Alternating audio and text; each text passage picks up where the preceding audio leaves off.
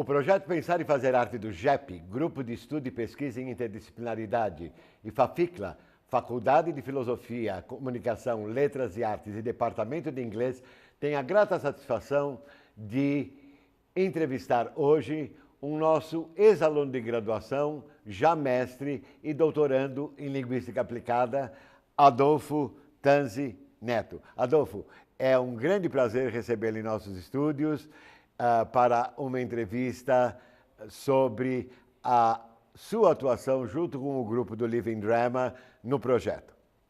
Obrigado, agradeço também o convite, Cláudio. E gostaria de falar um pouco sobre esse projeto, que começou já na graduação. Sim. E, na verdade, foi uma disciplina que chama Jogos Teatrais, né? E conheci a Vera Cabreira, nossa querida professora Vera Cabreira, e ali a gente já começou uma parceria de um projeto que depois virou uma iniciação científica. E nessa iniciação científica nós fomos trabalhar na escola Caetano de Campos e com a intenção de fazer algumas intervenções do uso de atividades teatrais em sala de aula. Eu gostaria que você contasse um pouquinho desta intervenção no Caetano de Campos. Então, na Caetano de Campos, o projeto, o início era para ser 6 meses e acabou que nós ficamos 1 ano. Esse projeto foi com os alunos do 2º ano do ensino médio, né? E começamos ali, primeiro, conhecer os alunos, sensibilizando o que era o teatro, qual era o nosso projeto, qual era a nossa ideia, o que o teatro poderia oferecer, as atividades teatrais poderiam oferecer para eles, para o ensino de língua inglesa. E, bom, tivemos situações adversas, né? Conte alguma. Então, no início... Porque é uma questão de aceitação, né? Primeiro eles precisam estar receptivos àquilo, precisam estar abertos àquela receptividade, não é? Conte um pouquinho para nós. Sim. Bom, no primeiro dia já teve uma não aceitação, né? Porque primeiro eles queriam saber o que a gente estava fazendo ali, o que era, né? Explicamos o projeto, a Vera contou um pouco do contexto dela, que foi aluna da Caetano de Campos, né? Há um tempo atrás. Eu contei para eles que eu também venho de um contexto de escola pública e que depois fui aprendendo inglês e já era professor de inglês naquele momento e tal. E que nós acreditávamos que com o uso de técnicas de teatro, com o uso de teatralizações, né, que a gente pode chamar assim, nós podemos desenvolver outras habilidades e que poderiam ajudá-los a falar inglês melhor, a se desenvolver melhor com a língua, né? Bom, no começo houve uma recusa total, que ninguém queria, perguntando o que a gente quanto tempo ia durar, o que a gente estava fazendo ali, até tirando um pouco de sarro, né? O Adolfo virou Astolfo, Rodolfo.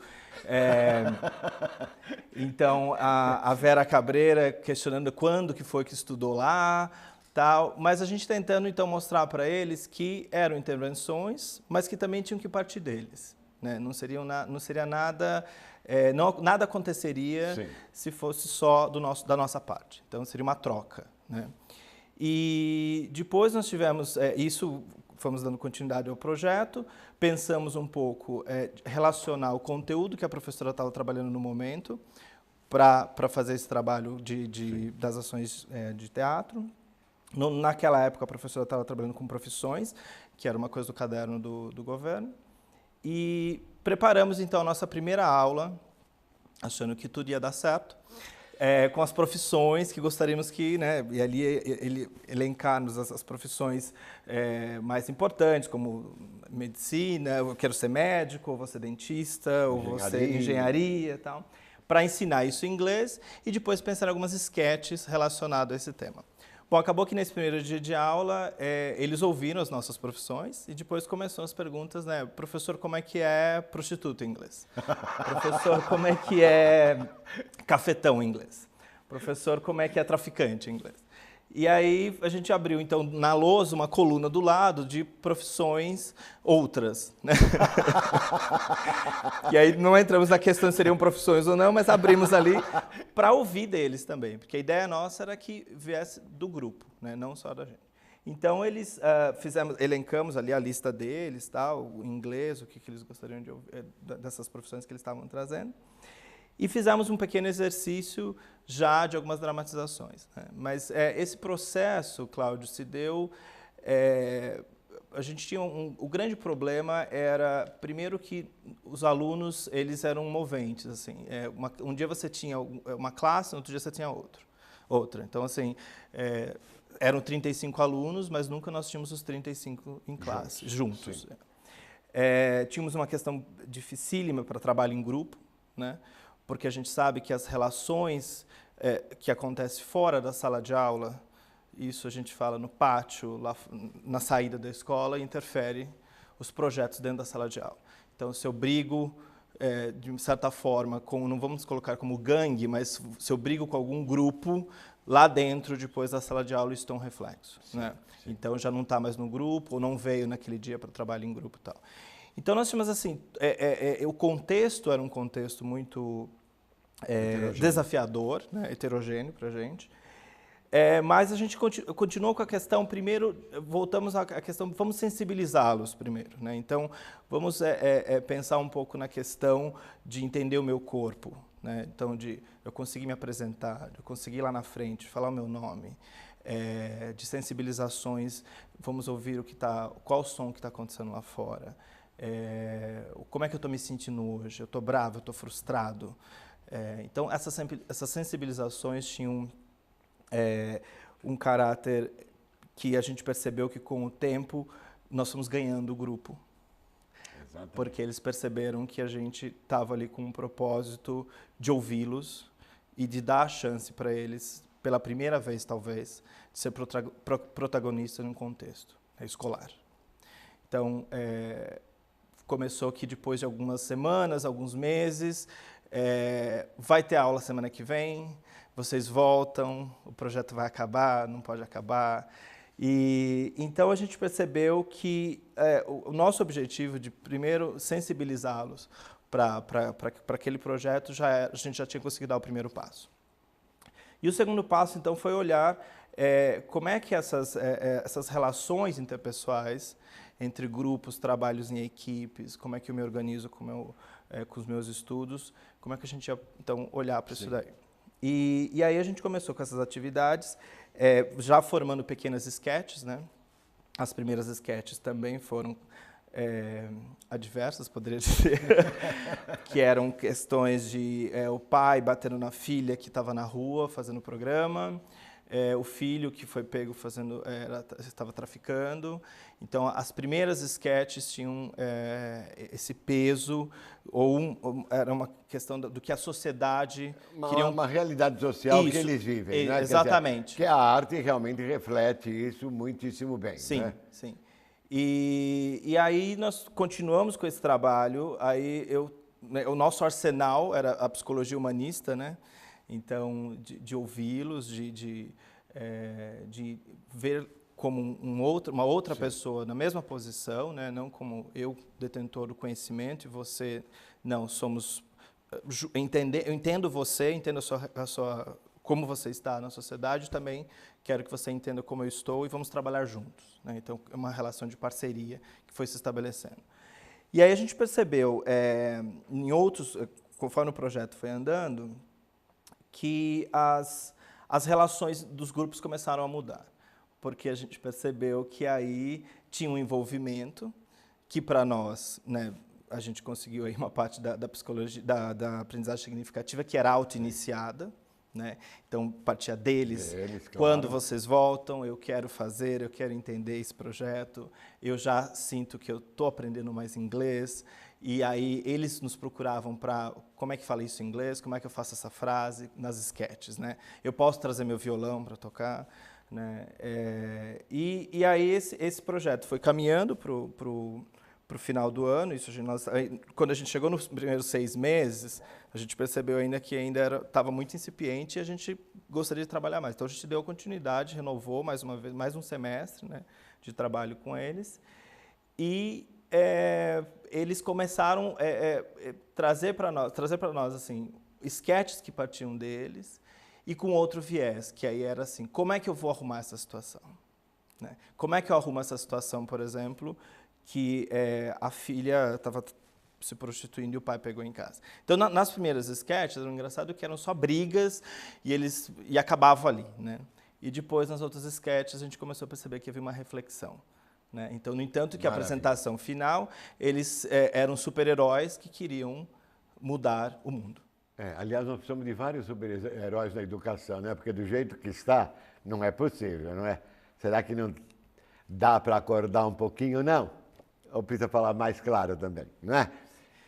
E aí, quando a gente começou, já indo para o final do ano, quando a gente começou a montar as sketches, que eles começaram a trazer essas ideias de super-heróis, de eu sou um jornalista, eu vou entrevistar esse contexto social e eu quero mudar, eu quero, né, pensar como é que eu posso mudar, foi quando eles já começaram a se definir melhores nos grupos, né?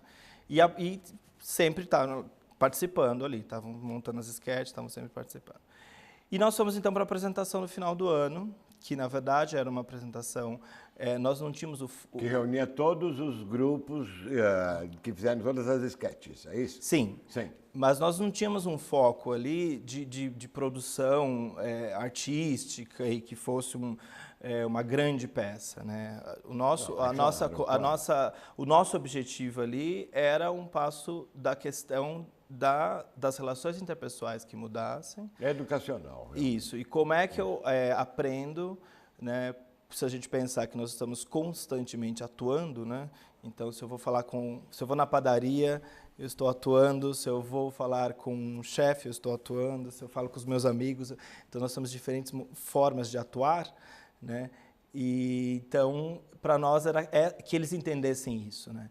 E eu acho que e aí nesse último dia foi uma coisa meio difícil para a gente lidar, porque na verdade foi chamada a escola inteira, né? Todos os alunos naquela época, acho que tinham mais de 200 alunos que estavam em outras salas tendo aula e foram para o teatro para assistir essa apresentação deles, né? Maravilha. Nós tínhamos uma questão mais difícil ali, porque eles raramente usavam o teatro. Um teatro maravilhoso, um teatro belíssimo, mas que eles não sabiam nem que no teatro, por exemplo, nós tínhamos que manter o silêncio. Como é que eu me porto dentro do teatro? Como é que eu lido com essa situação dentro do teatro? Isso, então, ensino médio, não é? Isso já deveria ter começado numa educação de país civilizado, não é? Isso deveria começar no pré-primário, no primário, não é? Ou será que também a gente precisa falar mais claro a respeito da necessidade da arte, da inclusão da arte e da música desde os cursos iniciais, não é? Então, e eles, até foi um questionamento deles, né? A gente usa muito pouco teatro, a gente tem aqui um teatro maravilhoso, a gente vem muito pouco para cá e tal. Bom, a gente fez um trabalho ali inicial nesse último dia, olha, tem o silêncio agora, momentos de silêncio, a gente vai ver as apresentações e tal. O que para nós foi mais importante, Cláudio, acho que foi o mais significativo desse projeto todo, foi, no final nós tivemos uma gravação com os alunos, tal, o que mexeu para ele, o que mudou, né? E foi interessantíssimo ver, assim, alunos falando, professor, no começo eu achava que teatro não servia para nada e eu vim aqui, e ele falou assim, e agora eu entendo, assim, que se um dia eu fizer uma graduação, eu vou ter que apresentar projetos.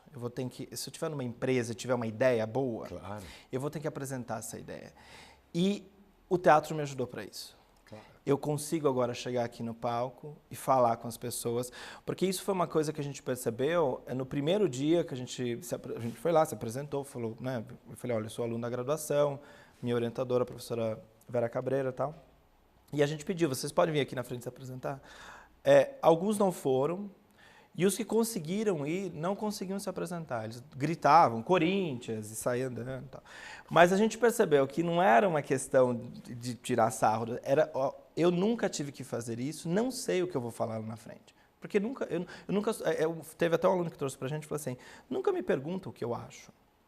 Então agora você pede para ir lá na frente me apresentar, o que eu vou falar de mim? É claro. Né? Então, e esse aluno até que falou pra gente no final, que então ele falou assim, se eu tiver um dia que apresentar um projeto numa empresa, alguma coisa, eu acho que agora eu estou apto, porque eu consigo subir num palco, consigo olhar para as pessoas nos olhos e conversar com elas. Né? A beleza desse projeto está no que nós falamos sempre dentro do JEP, que o que repercute, reverbera, e o que reverbera, dissemina. Se não disseminar, se a pesquisa não disseminar, se a pesquisa for de prateleira, ela é uma pesquisa de prateleira. A pesquisa tem que ter um fim social, não é? Ela tem que ter um fim social, ela tem que mudar alguma coisa. Ela tem que tocar os indivíduos de uma sociedade para ela ter valor. Não é valor acadêmico, que estou pouco ligando. Ela tem que atingir a população de alguma maneira.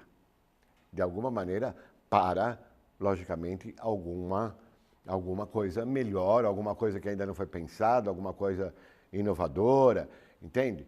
E isso, para mim, é uma das melhores coisas que um projeto possa oferecer. E quando eu soube, desde que a Vera me reportou do Caetano de Campos, eu fiquei apaixonado, porque é isso que a academia deveria estar fazendo sempre, construindo a ponte entre academia e escola. Existem vários livros de Ivani Fazenda a respeito do assunto e convidaria o leitor ou aos estudantes que estão vendo, estudantes de educação principalmente, para lerem esses livros, porque realmente valem muito a pena. Porque acho que a gente tem, se for pensar em conteúdo acadêmico, a gente tem muita coisa que está falando sobre o protagonismo do aluno, né? Sim. Mas a gente pensar em práticas escolares que abra esse espaço, né, são poucas, né? E também tem uma coisa de eu falar num papel e eu fazer isso na sala de aula, né? Então, a gente percebe que a questão dessas teatralizações, a gente às vezes não consegue nem quantificar a mudança, porque, e na verdade isso aconteceu comigo também, porque quando eu fui na graduação... Vai além do que a gente pode ver. Sim, porque quando a gente, na graduação, quando eu entrei nessa disciplina de jogos teatrais, nós tivemos ali várias questões já adultos, para lidar com o trabalho em equipe, para lidar com as tensões que aconteciam ali no grupo, né? Para criar a nossa peça, né? E a gente até criou uma peça que foi uma peça de fantoches, que você ajudou a gente também na parte de pronúncia e tal, que chamava Emily Goes Abroad, né? Emily Goes Abroad. Que era a intenção da gente trazer as duas culturas, né? Dessa Emily que vai para Nova York e acha que vai encontrar uma festa de aniversário brasileira, né? Com brigadeiro, beijinho e tal, e só acha cachorro-quente, hambúrguer e Coca-Cola e tal, né? E o Brian, que era o papel que eu fazia, falava, né? Ela falou, mas onde está o brigadeiro, né? E aí, né? Não tem brigadeiro, aqui a gente come isso aqui, né? Para até brincar um pouco com as diferentes culturas, né? Mas nós também, nesse processo, a gente mudou muito. A gente saiu, quando a gente terminou a disciplina, a gente saiu mudado, né? A gente percebeu o quanto, assim, as relações interpessoais, mesmo para nós, em outro contexto, o ouvir o outro, porque parece ser muito fácil quando as pessoas falam, mas você está num grupo para discutir um projeto e você também ouvir o outro, trabalho em equipe, a responsabilidade, porque o projeto da Vera, ela te dá as ferramentas, agora você... Essa responsabilidade tem que ser auto-iniciada. Exatamente. Quer dizer, é o que o Ivani fala quando ela fala do saber ontológico, né, onde você tem que desenvolver para ser professor. Estar, nós temos vários que estão. Estar é a coisa mais fácil. Vai com o conteúdinho pronto, fechadinho na gaiolinha, não mudar nada e deixa ali. Precisa estar com a bibliografia bem lida, mas praticada não. Então não leia. Bom, Adolfo, uma das coisas que o projeto reflete também é o que o Ivani fala com relação ao saber ontológico. Para nós termos um profissional da docência, nós temos de ter 3 saberes. O epistemológico, que é o saber que vem dos grandes centros de ciência, toda a cientificidade que está no nosso campo. O praxeológico, isto é, a prática daquilo ligado aos saberes epistemológicos. E o ontológico, onde ela realmente desenvolve na interdisciplinaridade brasileira 5 categorias: diálogo, parceria, provisoriedade do conhecimento, que isso é terrível para aquele que tem o conhecimento em gaiolinha. Desapego é outra coisa, porque não é nada meu, porque o conhecimento não é de ninguém, não é? E a humildade perante o conhecimento, porque a única coisa que a gente sabe é que nós não sabemos absolutamente nada. E ela sempre fala nas reuniões do JEP, não é para decorar, para perguntar na sabatina de fim de mês ou no fim de semestre, tão imbecil, porque essa coisa é de imbecil, né?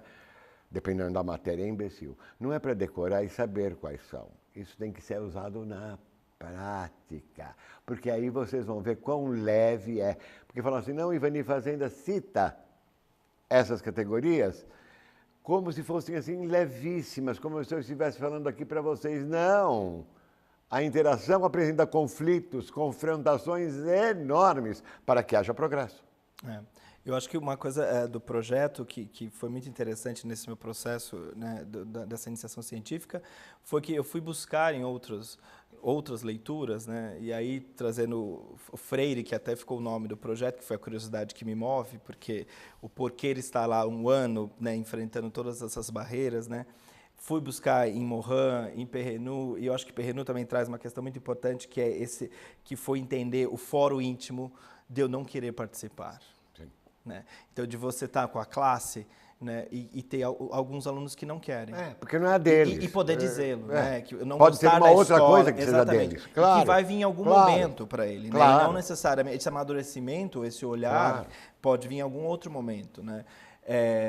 E o que Morin também traz, dessas relações globais hoje que nós temos, e que como é que eu lido com essas identidades multifacetadas? Exatamente. Porque o teatro também, que a gente está falando da questão de eu estar constantemente atuando, né, é eu saber como é que eu lido em cada ambiente que eu estou. Claro. Que a gente percebe hoje... Porque ele educa para a vida, ele é aberto, a arte é aberta. Sim, exatamente. É impossível fechar o objeto artístico. É impossível. E acho que é aí a questão que a gente vê, por exemplo, até da escola, de trabalhar pouco isso, que a gente vê quando as relações começam a se misturar. Então, um aluno que vai lá nas redes sociais e faz coisas que não, que para aquela rede não deveria se dar assim, né? Então, como é que eu entendo essas... É porque eu tenho uma identidade multifacetada, eu preciso entender... E como também trazer essa coisa que ele gosta para dentro da sala de aula, fazendo daquilo, tornando aquilo um conhecimento. Sim, exatamente. Então, porque a gente tem hoje, né, quando eles montam as peças, eles montam as peças falando de... Eu estava no Facebook, ou eu estava, né, conversando numa rede social, tal. Então, é engraçado porque a gente percebe que quando eles estão montando as esquetes, traz o que eles estão envolvendo. Se daqui 20 anos, se for uma outra coisa... Então, ela está sempre aberta, né, a receber ele por inteiro. Exatamente. Né? Como é que é o que a gente fala da aprendizagem significativa, que é pergavante. Quer dizer, me move, eu preciso estar por inteiro ali. Por inteiro. Né? E a gente entende que o projeto contempla essas né, que a gente está falando, que traz a teoria e como é que eu levo isso para a prática. Né? Então, quando a gente chega no final do projeto, que a gente vê os alunos trazendo isso para a gente, né? Que, olha, o quanto mudei, o quanto os grupos... É o melhor presente que o professor pode ter. Exatamente. Ou até a gente tem questões assim, eu não falava com aquele no começo do curso, agora eu converso com ele. Quer dizer, eu consigo ver também eu num todo, no meu contexto ali, a minha sala de aula. Aqui, exatamente, com as quais eu trabalhei junto com a Vera, que não se suportavam. As meninas da própria sala, havia ilhas dentro das classes, da própria sala. E que com a interação promovida pela atividade teatral, por exemplo, ficaram amicíssimas até hoje. Quer dizer, o que acontece? Será que ninguém se pergunta por que isso acontece? Será que ninguém que pense em educação realmente como agentes modificadores, vamos dizer assim, não é? Será que ninguém se toca por que isso acontece? Qual é o papel da arte? Qual é o papel da música? A arte, não digo arte em nível assim de alta cultura, não, eu digo arte em geral. Arte em geral. Porque realmente separar é um pouquinho difícil, separar as artes. Como é difícil separar um artesanato de arte, por exemplo. Não é? É muito difícil separar. Porque o que é arte? É o que eu e você achamos que seja arte. É isso. Não me interessa de quem fez, mas o que esse objeto me diz, por exemplo? Para mim é arte. Para você é arte, então é arte. É lindo, mas é difícil. É muito intrincado. Eu acho que, assim, as questões que nesse processo todo, a gente descobriu que como a Vera fala, né, no projeto, das ferramentas facilitadoras, e eu acho que tem inúmeras.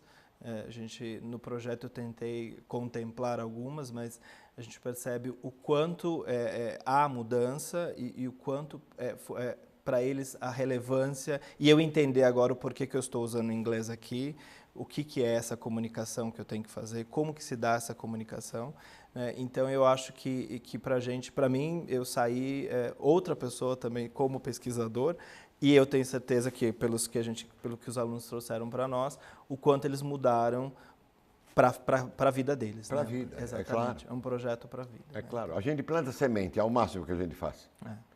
Adolfo, eu gostaria de agradecer muitíssimo a sua presença em nossos estúdios e espero contar com uma segunda entrevista, porque nós não chegamos nem a um milésimo daquilo que nós deveríamos ter falado, e gostaria de agradecer ao telespectador pela sua audiência. Muito obrigado.